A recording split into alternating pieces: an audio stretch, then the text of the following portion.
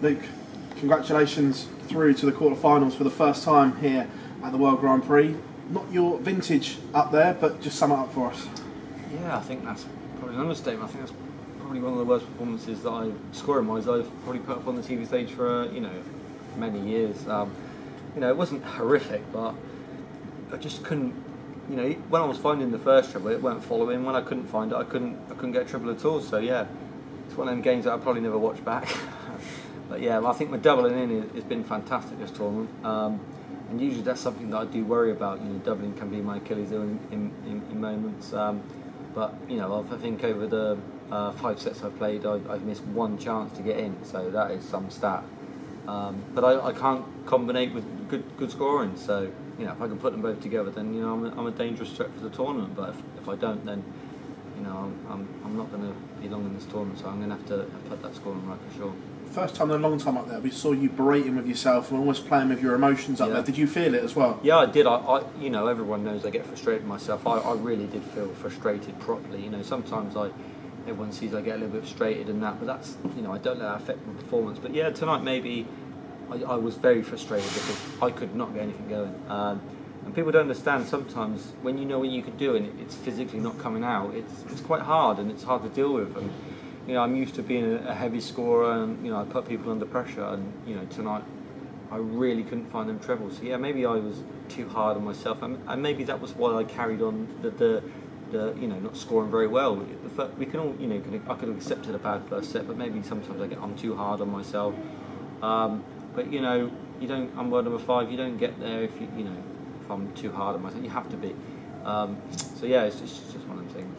Greats at the game always say it's not what you do with your A game, it's what you do when you're not playing at your best. And the fact that you've come through that 3-0, that must be a huge positive you can take from this game. Yeah, that's right. I think a lot of the top players seem to win when they're not at their best. And for me to win 3-0, they're really not at my best is one of the things you just have to take a bit of positivity about, because many years ago I probably would have got beat 3-0 there because negativity runs through me sometimes. But I'm a new player now, a different player, and I pulled it out of the bag at the right moments. I think as much as I didn't play my best at the right ends at the right time, the back end of the sets I really was good. I think I won 5-9 to leave 32 to win the second set, and I think I did something good in the first set. So yeah, I think at the right moments I was good, but I need to put a whole performance together to challenge for the title. And how much mental strength did it take being behind in every set and having to win those final 2 legs of the sets? Yeah, it takes a lot of mental strength, because obviously I felt really flat tonight. I felt really tired, and if Luke would have won that third set, it would have been an uphill battle for me. I think it would have been a struggle because I felt really flat. I couldn't find the treble. Maybe sometimes it just can happen, but obviously tomorrow's a new day. There's another night's rest. We go again, and tomorrow probably be a new day, and I might even play the best I've ever played. So who knows? But yeah, I'm not going to be too negative about the performance. I won. I'm into the next round, and I can put it right tomorrow. Congratulations, Luke. Thank you, Phil. Luke, do you think your recent experience of being in those real pressure moments came to the fore there in those deciding legs? I do, because at the back end of them sets I really did perform. I hit the right scores at the right time, and even though I felt like I was struggling and I really couldn't find my A game, I couldn't. I think I maybe at 1-180. That's really not my style. Usually I'll hit 5 or 6 in a long thing like that. So yeah, that my scoring was probably the worst it's been for a long time. But yeah, I think I showed a lot of resilience to pull out the right scores at the right time, finish at the right time, and to come off at 3-0 was quite flattering really, because I think it could have been 3-0 to Luke Woodhouse as well. Do you think we can expect to see the best version of Luke Humphries in the quarterfinals? I think you'll definitely see a better version than he did tonight, that's for sure. I've not lost a set yet, and I've not performed anywhere near my ability. I think everyone knows that. But when you get to them, I think I perform when I'm under pressure more. So I think next game when I got either my best mate Ryan or Peter Wright, who's one of the greatest players I've ever been, I might kick myself in the butt and be like, yeah, this is when you have to perform. No disrespect to Luke Woodhouse, obviously I expected a tough game and I did, but when you're playing these type of players, and I know how good Ryan is and how good Peter is, you can't be messing about. So yeah, I think that might give me the kick up the butt I need in the next round to pull out my best performances. Would you like to see Ryan come through that tomorrow? I mean, of course I would, because he's not he's not just a dart friend. He's one of my closest friends in life. So, of course, I'd want to see him win because if I lose to him in the quarterfinals, he's in the semis and I'm not. And if I win and he loses, then he'd be happy to see me in the semis. So, obviously for us that's a dream draw. As much as it's not nice to beat each other, it just it means that one of us is going to progress into the competition. So yeah, of course I want to see Ryan win, but he's got a tough game tonight, and if he plays the way he can, which I know he can because I practice him all the time, I do fancy Ryan to win tonight. But of course Peter, you can never write him off. Cheers, Luke. Thank you. Look, you alluded to it there. Do you feel like you really need to be pushed to bring out the best of yourself? I really do. Yeah. Sometimes I feel like when I'm under pressure is when I play my best. Sometimes when I can relax, that's when I play my worst. I think there was a couple of instances there where Luke didn't get in, and I just couldn't hit a treble then. And then as soon as he got in, I could hit a treble. I feel like sometimes I play sometimes you can feel like you're unlucky because everyone plays well against you, but I seem to play my best when people do play well against me.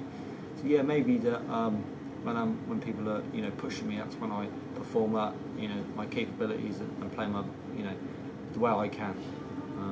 And I know I'll have to tomorrow, regardless of what I play. I'm going to have to be. There's no CB game tomorrow. It has to be A game, or I'll be going home. You talked about in the previous interview up to number 5 in the world. Number 4 is obviously on the line as well in this tournament. Do you feel like you're playing as well as any of those guys in the top 4? Yeah, I mean, in the last 2 years, I think that I am probably playing at the top 5, top 6 level. As much as sometimes I didn't believe that in myself, I feel like I am playing to that level that I am maybe a top 8 player for sure now. Like I alluded to, my B game wins me these sort of performances, and usually I would have lost these games. So when I can put my A game in there, I'm probably one of the toughest players in the world to beat, and you wouldn't be unless you're in the top 8. So I feel like if I can come tomorrow, refresh, start again, forget about today, we can see a great performance. Okay. Thanks, Luke. Thank you. Luke, you mentioned earlier that you felt a bit flat tonight. You're not the first person to have mentioned that this week. What do you put that down to? I don't really know, to be honest. I think it's just one of them things that can happen. Like when it's not going your way, you can be too hard on yourself, and it just makes you flat. I think I just felt tired. Nothing can cause that. I don't think I had a bad night's sleep. I've not done anything different. You could just feel flat, and it's happened to me before up there. It happened to me in the Worlds last year. Every game I played, I felt really flat, but I was ill. Now I'm not ill, so it's not nothing to do with that. But it's one of the things that can happen, and I think it's something to do with maybe if things ain't going your way, you just don't feel up for it. I tried fastening up a little bit, trying to play a bit quicker in the third set, but it didn't really change anything. It just wasn't my best performance, but I'm very flattered to win that game from them. In the next round, it could be a close friend, Ryan Searle.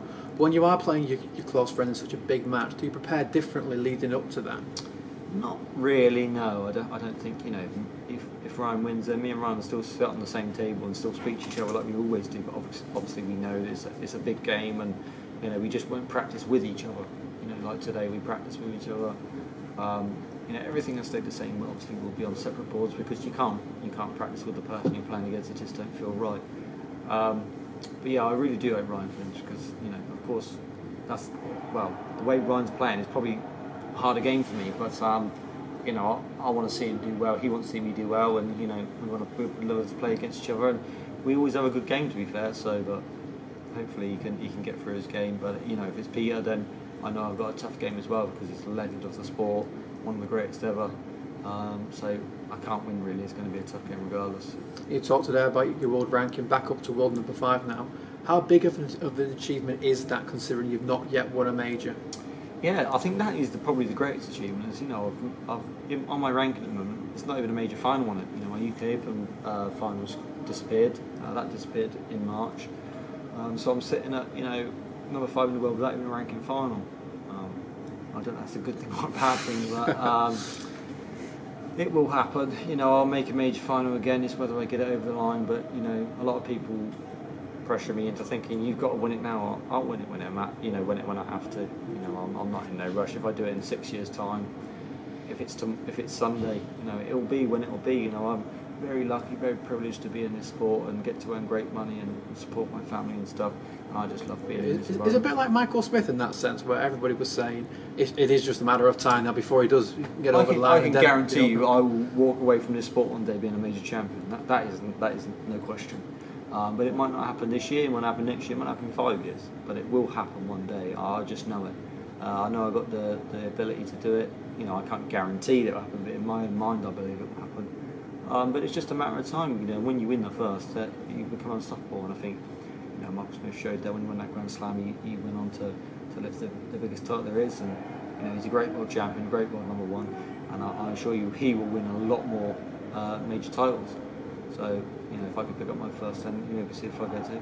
Cheers, Luke. Thank you very much. Thank you very much. Cheers.